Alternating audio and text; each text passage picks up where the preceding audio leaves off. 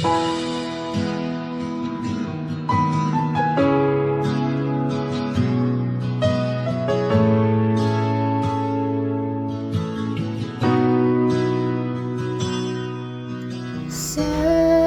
nila, lahat ng meron tayo ay bigay sa atin ng may kapal.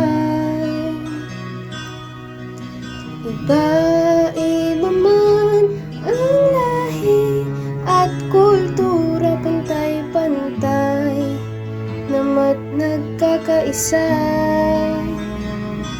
Unti-unting naghihirap ang bawat tao sa mundo, nawawalan ng halaga't respeto sa kapwa-tao.